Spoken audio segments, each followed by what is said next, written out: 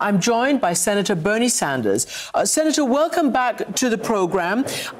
You have been very vocal for a long time on the war, on American policy, and now on these protests and the crackdown. But first, I want to ask you, do you believe President Biden got it just right, or what would you say in his first comments about these protests? Well, he's exactly right, is that we don't want protests that are violent.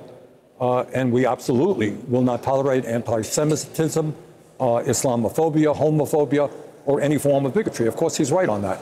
But I think Biden campaign co-chair brushes off Sanders' comparison of campus chaos to Vietnam over-exaggeration. A foul portent if ever there was one. Christian, it is important to understand why these protesters are out there.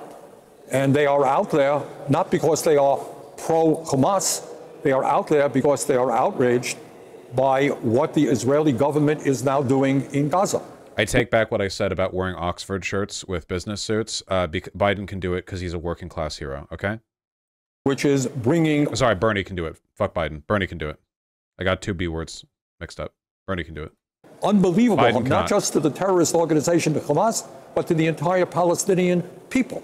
And that's why these anti-war demonstrators are out there. They do not want to see a situation continue where 110,000 Palestinians out of 5% of the population have been killed or wounded, where children now face starvation. Hundreds of thousands of children face starvation because Israel is refusing to allow humanitarian aid to get to where it has to go, where 2/3 of the homes in Gaza have been destroyed or damaged, where the entire civilian infrastructure, water, electricity has been annihilated, where educational systems, every university in Gaza has been bombed.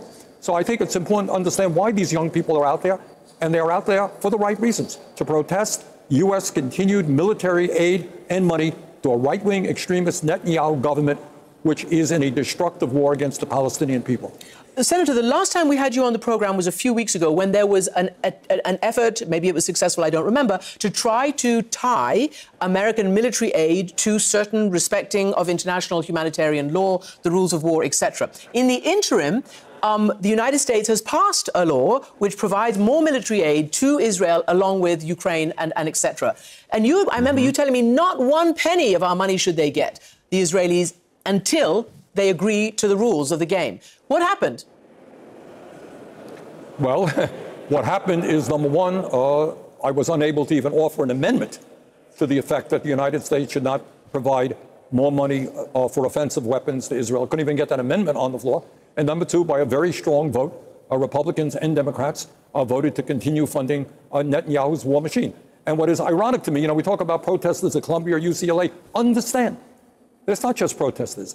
A strong majority of the American people do not want to see more U.S. taxpayer dollars going to Netanyahu's destruction of the Palestinian people. We all understand. That's true. Hamas is a terrorist organization that started the war. In my view, Israel has the right to go to war against Hamas. They do not have a right to go to war in the way they are against the Palestinian people. And most Americans now feel the same way. Do you feel, Senator, that, and we talked last time about leverage, obviously America has massive leverage because of its very strong, full-throated, shoulder-to-shoulder, all those words, alliance with Israel and all the billions of dollars that it sends. But do you think the students are reacting to the fact that their government does not seem to be using any leverage? Yes, of course they are. Look, it is one thing if a terrible tragedy or a terrible war takes place in some part of the world where the United States really has no involvement. That is not the case in Gaza. The United States of America has historically and is right now, the legislation that you talked about, we're talking about over $19 billion more dollars going to Israel, including $10 billion in unfettered military aid. So, of course, the United States government has the right to say to Netanyahu, guess what? You're not getting another nickel unless you let humanitarian aid go in, unless you stop the imminence. Bernie Sanders announces re-election campaign to the Senate. Nice. Listen, okay, he's an old Jewish grandpa. He's going to be around for 20 more years, all right? I want him around as long as possible. Famine, which we are seeing, unless we never rest, move toward a two-state solution. When you are paying the bills, you call the tunes. Has the United States government done that? No, it has not. And I think students and the American people understand that that is very wrong. You gave a speech. Do you think Netanyahu is doing this as retribution for the student protests? I think that Netanyahu is aware of the fact that American public opinion on Israel is turning pretty quickly, and that the pressure is mounting on Biden quickly enough that it might come to head before the 2024 presidential. And for that reason, he really wants to get this war over with before anything can happen to stop it. Speech on the Senate floor last night, and I posted it, and it was essentially a really important lesson on history, on protest, and the anti-Semitism that you've just been talking about, what constitutes it and what doesn't. Tell me, in your view, where do these protests fit in the history of American student protests? Look, I must tell you that as a young man, I was involved in civil rights demonstration. I was arrested in taking over the administration office at the University of Chicago because there was racism and segregation going on at that time. The truth of the matter is, if there had not been protests and sit-ins and demonstrations, we would not have made the progress we have made in this country in combating racism and ending the apartheid form of government that existed in many parts of the country. If there had not been millions of people, mostly women, coming out into the streets and saying that they are sick and tired of being second-class citizens, they want a right to control their own bodies, we would not have made progress in the struggle for women's rights. If we had not had demonstrations saying that we've got to end homophobia in America, would not have made the progress we have made. Demonstrations is what, and the right to dissent. Bernie actually protested on, like, Biden. Yeah, Biden's contributions to the civil rights movement, it seems, were him lying repeatedly about an arrest that nobody can find evidence of. And the arrest that he claims happened was him just on the porch with a black family. So, like, he was the perfect protester. He wasn't even protesting. Right to protest. That is what the First Amendment of the Constitution of the United States is all about. That's what, in fact, makes you a free country. Being a free country means that somebody goes out and demonstrates. You don't have to agree with them. They have the right. That's the difference between autocracy and dictatorship and a free country. Mm-hmm. I want to play for you because this definition, where does the line get crossed between anti-Semitism and criticizing a government policy? On this program last night, our colleagues at PBS talked to Kenneth Stern. He was the person who led the drafting of the bill that would codify this definition for the International Holocaust Remembrance Alliance. It is the definition that stands to this day, and this is what he said. Jealously guarded the term anti-Semitism. To have a sting, it has to be used only in the clearest cases. So I'd always default to not. Now there's a push to make it almost ubiquitous. And when everything becomes anti-Semitic, nothing is anti-Semitic. And that makes it harder to fight anti-Semitism. I wonder what you think of that, given the fact that it's been really politicized and all sorts of bills and new laws and things are passing through Congress, and the Republicans are using it a lot.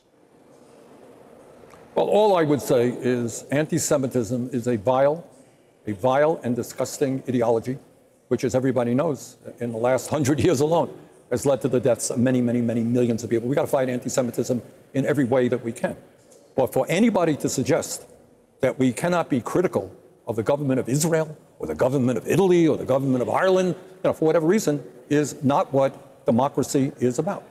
So I happen to believe, not everybody agrees with me, that the war policies of the Netanyahu government are a disaster.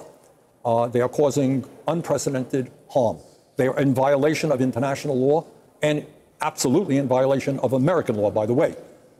But I think people who are critical, the idea that people who are critical of what Netanyahu is doing are anti-Semitic, that is nonsense, and that is a very, very dangerous line to cross in terms of freedom of expression in this country. And for our generation who grew up in the era of never again and are very, very committed to that, I think it's really tough when we see this word weaponized and maybe lose its sting and its importance, as Kenneth Stern warns.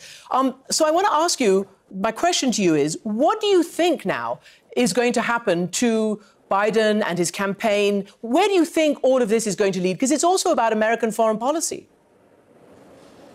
Well, in terms of his campaign, I am thinking back, and other people are making this reference, that this may be Biden's Vietnam.